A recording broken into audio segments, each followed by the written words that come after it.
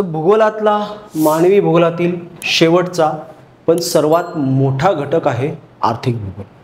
आर्थिक भूगोलाच्या अभ्यासात आपल्याला दोन गोष्टींचा अभ्यास करावा लागतो. एक म्हणजे नैसर्गिक साधन संपत्तीचा अभ्यास आणि दुसरा आहे मानव उपजीविकेसाठी जे काम करतो त्या मानवी आर्थिक प्रक्रियांचा अभ्यास.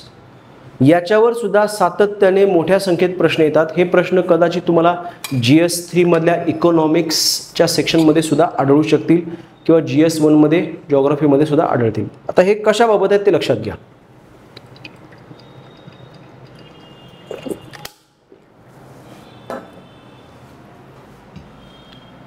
प्रत्येक राष्ट्राला त्यांच्या राष्ट्रामधल्या आर्थिक प्रक्रियांसाठी गरज भासत असते. कशाची गरज भासत असते? नैसर्गिक साधन संपत्तीची. तुम्हाला शेती करायची, तुम्हाला उद्योग उभारायचे, तुम्हाला सेवा क्षेत्र चालवायचे, त्यासाठी काय पाहिजे? नैसर्गिक साधन संपत्ती. हे 6 उदाहरणं लक्षात घ्या नैसर्गिक साधन संपत्तीची. कोणती उदाहरणं नमूद केलीत आपण? ती मृदा संपत्ती, जलसंपत्ती, वनसंपत्ती, पशुसंपत्ती, ऊर्जा संपत्ती, खनिज संपत्ती. आता जर तुम्ही गेल्या 10-12 वर्षातील UPSCच्या पेपरचा आढावा घेतला तुम्हाला जाणवेल की सातत्याने UPSC साधन संपत्तीवर प्रश्न टाकते. पण कोणत्या साधन संपत्तीवर प्रश्न टाकतायत? तर ज्या साधन संपत्तीबाबत आपल्या देशाला सद्यस्थितीत अनेक समस्या येत आहेत, ज्या साधन संपत्तीबाबत नजीकच्या भविष्यात आपल्या देशाला समस्यांचा सामना करावा लागणार आहे अशा साधन संपत्तीबाबत. मग ते कोणते झाले? जलसंपत्ती, ऊर्जा संपत्ती, खनिज संपत्ती. आज सुद्धा आपल्याला ऊर्जेची टंचाई भासते, लोड शेडिंग होतं. आज सुद्धा आपल्याला मोठ्या प्रमाणात खनिज तेल, नैसर्गिक वायू काय करावा लागतोय? परदेशातून आयात करावा लागतो. म्हणजे आपल्याला काय आहे? ऊर्जेबाबत समस्या आहे. पाण्याच्या समस्येबद्दल मी मगाशीच तुम्हाला मागच्या लेक्चरमध्ये सांगितलं काय की बेंगलोरमध्ये पाणी टंचाई झाली होती. महाराष्ट्रात बऱ्याच भागामध्ये उन्हाळ्यामध्ये तीव्र स्वरूपाची अवर्षण म्हणजे पाणी टंचाईची स्थिती उद्भवते.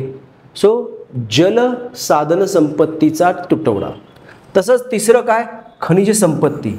वेगवेगळ्या खनिजांची कमतरता आज आपल्याला भासते. म्हणजे मध्यंतरी बघा जम्मू काश्मीरमध्ये मोठ्या प्रमाणात कशाचे साठे सापडले? लिथियमचे साठे सापडले. हे लिथियम आपल्याला बॅटरी बनवण्यासाठी लागतंय. आज आपण बस, ट्रक, टेम्पो, 3 चाकी, 2 चाकी हे सगळं बॅटरीवर वापरायला लागलेलं आहोत. तुम्ही पुण्यात बघा PMTच्या बस बॅटरीवर चालतात. क्लिअर?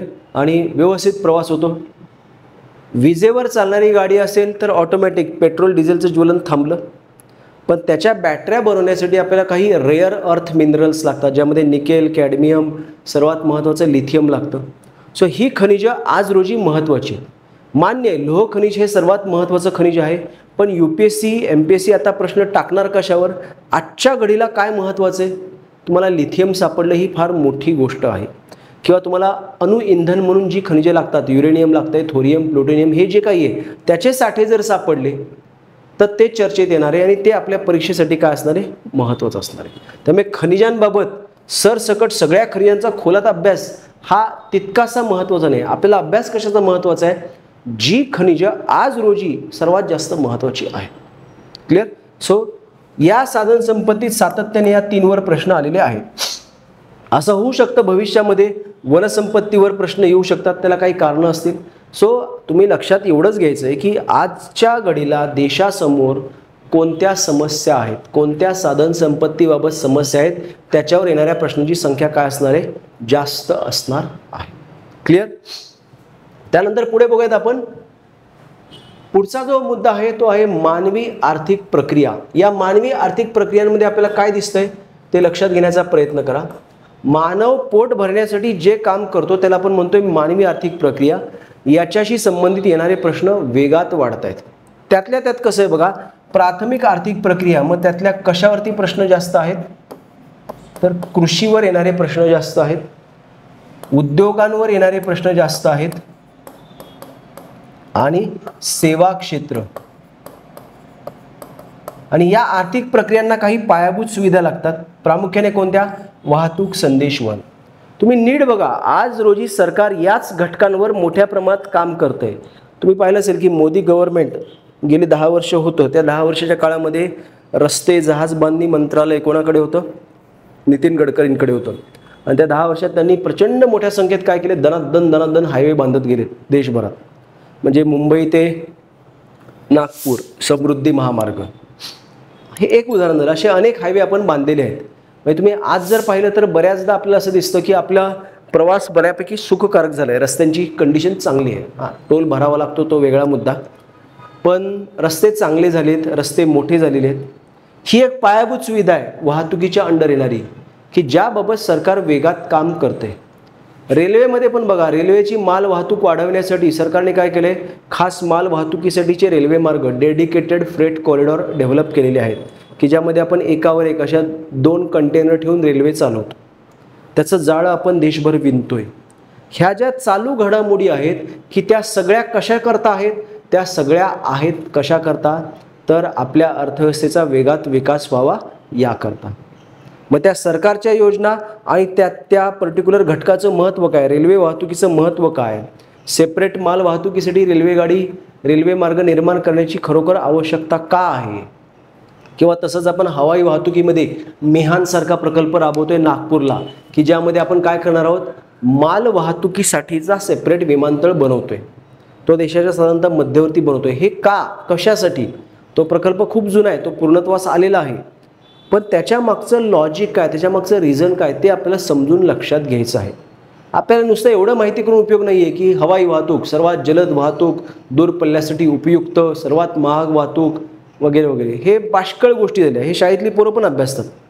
ते डेप्युटी कलेक्टर होऊ शकतात का, ते IAS होऊ शकतात का, नाही. तुम्हाला व्हायचं आहे, तुम्हाला त्यांच्यापेक्षा काहीतरी वेगळं माहिती पाहिजे. काय वेगळं माहिती पाहिजे, तर सरकारचे हे प्रकल्प, ही योजना हे कशासाठी आहे, आत्ताच का. कुठलंही सरकार आलं ते डोक्यावर पडलेलं नाही आहे, हे लक्षात घ्या. ते काहीतरी विचार करून पैसे गुंतवत आहेत, काहीतरी योजना राबवत आहेत. मग ते कशासाठी. आज भारताच्या अर्थव्यवस्थेला, भारताच्या समाजाला त्या गोष्टीची का गरज आहे हे आपल्याला शोधून काढायचं, हे समजून घ्या. त्या दृष्टिकोनातून आपल्याला अभ्यास करायचा आहे. तसंच बघा, कृषी, तसंच उद्योग आणि तसंच सेवा क्षेत्र. म्हणजे आज सुद्धा आपल्या देशातील 50% पेक्षा जास्त लोकसंख्या कशावर अवलंबून आहे, पोट भरण्यासाठी, शेतीवर. आणि तेच क्षेत्र आहे की ज्या क्षेत्राची उत्पादकता फार कमी आहे. ॲन्युअल ग्रोथ रेट जर पाहिला आपला शेतीचा तर तो 2% 3% आहे, पण उद्योग क्षेत्राचा 7-8-9%, सेवा क्षेत्राचा 8-9-10% पोचलेला आहे. सेवा क्षेत्राने 2 आकडी वृद्धिदर, वार्षिक वृद्धिदर गाठलेला आहे. शेती मात्र 5 सुद्धा क्रॉस करू शकत नाही, 5%चा आकडा. असं का, त्या शेतीला अनेक समस्या आहेत. हा एक खूप मोठा विरोधाभास आहे की ज्या क्षेत्रात तुमची सर्वात जास्त लोकसंख्या गुंतलेली आहे त्या क्षेत्राला काय आहे, अनेक समस्यांना सामोरं जावं लागतंय. त्या क्षेत्राला वृद्धिदर पाहिजे तेवढा गाठता येत नाही. मग ऑटोमॅटिक ही जी समस्या आहे ती तुमच्यासमोर कशी येणार आहे, प्रश्नपत्रिकेत एक प्रश्न या स्वरूपात येणार आहे. त्यामुळे या शेतीशी संबंधित सगळ्या समस्या तुम्हाला माहिती पाहिजेत, त्याच्यावर उपाय काय ते माहिती पाहिजे, आणि हे उपाय सरकारच्या कोणत्या योजनांद्वारे राबवले जात आहेत हे सुद्धा तुम्हाला माहिती असणं गरजेचं आहे. हे नीट लक्षात घ्या. क्लिअर. सो त्या अनुषंगाने आपल्याला अभ्यास करायचा. आपण शेती करणार, सगळं अभ्यासणार.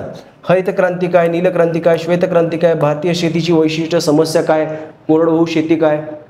पण हे सगळं अभ्यासताना आजच्या घडीला काय प्रॉब्लेम आहे. हरित क्रांती केली होती आपण कधी, 1960-70च्या दशकामध्ये केली होती. त्यातून आपण गव्हाचं, तांदळाचं उत्पादन मोठ्या प्रमाणात वाढवलं. इतकं वाढवलं की आज गहू तांदळाच्या निर्यातीमध्ये आपण काय झालेलो आहे, आघाडीवर आलेलो आहोत. जे आपल्याला आयात करावं लागायचं ते आज आपण काय करतोय, आपल्या गरजा पूर्ण करून, पुरेसा साठा करून निर्यात करतोय. ही अचीवमेंट आहे. पण इथे फुल स्टॉप आहे का, नाही. कारण त्या हरित क्रांतीतून पर्यावरणावर अनेक दुष्परिणाम झाले. त्या हरित क्रांतीमुळे उत्पादन वाढलं, कशाचं, फक्त गव्हाचं, तांदळाचं वाढलं. आज सुद्धा खाद्यतेल कमी पडतंय. परदेशातून आपल्याला त्रासदायक असं, आरोग्याला हानिकारक असं पामतेल आयात करावं लागतं. डाळींचं उत्पादन सतत फ्लक्च्युएट होतं, बऱ्याचदा टंचाई निर्माण होते, डाळींचे भाव वाढतात. ह्या गोष्टी जर दुरुस्त केल्या तर आपण आज म्हणू शकतो हरित क्रांती झाली. सो आज कशाची गरज आहे, ते 60-70च्या दशकात काय केलं ते आपण अभ्यासणार. पण आज गरज कशाची आहे, भविष्यात काय समस्या येऊ शकते. आज तुम्ही म्हणताय की आमच्याकडे अतिरिक्त अन्न उत्पादन होतंय, आज होतंय, पण भविष्यात होईल याची गॅरंटी नाही. का, कारण क्लायमेट चेंज होतोय.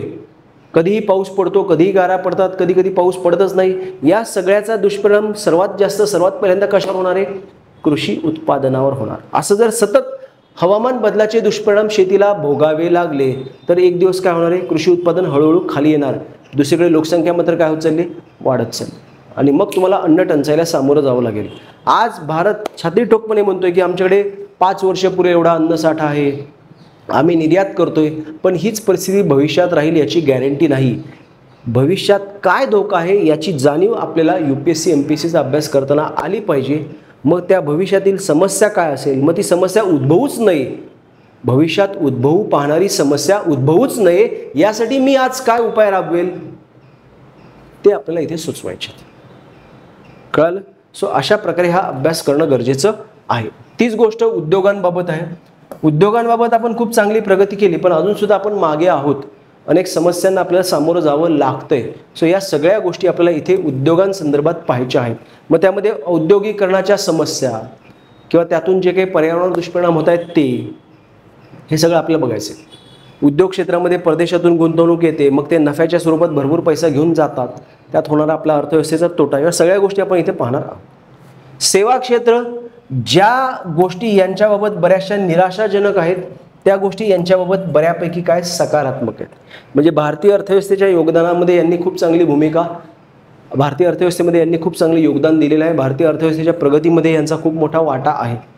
पण त्यांना सुद्धा काही समस्या आहेत. त्या समस्या काय याचं उहापोह डिस्कशन आपल्याला इथे करावं लागतं. क्लिअर? सो मगाशी जे सांगितलं मी सुरुवातीला की स्टॅटिक अभ्यास करत असताना आपल्याला काय करायचं आहे, करंटला त्याच्याशी लिंक करायचं आहे. तसं केलं तरच खऱ्या अर्थाने आपला अभ्यास परिपूर्ण होणार आहे. लेक्चरमध्ये आपण तेच करणार आहोत. स्टॅटिक गोष्ट मी तुम्हाला समजावून सांगितली. समजा हरित क्रांती सांगितली, हे झालंय 60-70च्या दशकामध्ये काय काय झालं, हे घटक आपण शेतात राबवले, त्यामुळे उत्पादन एवढं वाढलं, इकडे फायदा आला, हा फायदा, हा तोटा, हे सगळं झालं. आजचं काय? आज शास्त्रज्ञ म्हणतायत की दुसरी हरित क्रांती करायची. त्याला काही शास्त्रज्ञ विरोध करतात की पहिली झालीच नव्हती, दुसरीचा काय संबंध. ह्या वादात नाही पडायचं आपल्याला. आपल्याला काय बघायचं आहे तर आजच्या घडीला आपल्याला समस्या काय आहेत, त्या समस्यातून मार्ग काढून आपल्याला कृषी उत्पादनाबाबत स्वयंपूर्ण कसं होता येईल हे आपल्याला बघायचं आहे. मग त्याला तुम्ही दुसरी हरित क्रांती नाव द्या, तिसरी द्या, पहिली द्या, नाहीतर सर्वात उत्तम काय शाश्वत हरित क्रांती म्हणा. ते काय करायचंय पुढे 10-15 वर्षानंतर येऊ पाहणाऱ्या समस्या टाळण्यासाठी आज आपल्याला काय करायचं आहे याचा आपल्याला इथं बॅचमध्ये विचार करायचा आहे. जे होऊन गेलं ते गेलंय, संपलंय ते. त्याच्या आधारे पुढच्या समस्येचा आढावा घ्यायचा आणि त्यावर आज सोल्युशन सुचवायचं. हा खरा आपला अभ्यास आहे. तुम्ही सातत्याने एक गोष्ट लक्षात ठेवा, ज्यावेळेस UPSC आणि MPSC तुमची परीक्षा घेते ना, त्यावेळेस तुम्हाला हे कळालं पाहिजे की ते काय निवडतायत, ते भावी अधिकारी निवडतायत. तुमच्यापैकीच काही जण उद्या deputy collector, IAS, IPS, DYSP, तहसीलदार असं काहीतरी होतील. त्या पदावर बसून तेव्हाच्या समस्या टाळण्याचा प्रयत्न करतील, भविष्यातील समस्या उद्भवू न देण्याचा प्रयत्न करतील. पण ते आज तुमच्यात चेक करणार आहेत की तुम्हाला भविष्याचा वेध घेण्याची वृत्ती आहे का. तुम्ही भारतीय समाज, भारतीय अर्थव्यवस्था, भारतातलं पर्यावरण, भारतातच नाही पूर्ण पृथ्वीवरच्या पर्यावरण याबाबत जागरूक आहात का, त्या संदर्भात काय समस्या उद्भवू शकतात याचा तुमच्या डोक्यात विचार येतोय का, हे ते चेक करणार आहेत. त्यामुळे कायम असं थोडंसं विचार करण्याचा प्रयत्न करा की मी एक अधिकारी आहे, मग त्या अधिकाऱ्याच्या दृष्टिकोनातून आज समाज, अर्थव्यवस्था, पर्यावरण यासमोर काही समस्या आहे का, हे आपण चेक करणं गरजेचं आहे. Is this clear? Are you getting it? समजलंय? हा खरा अभ्यास आहे भूगोलाचा. ओके.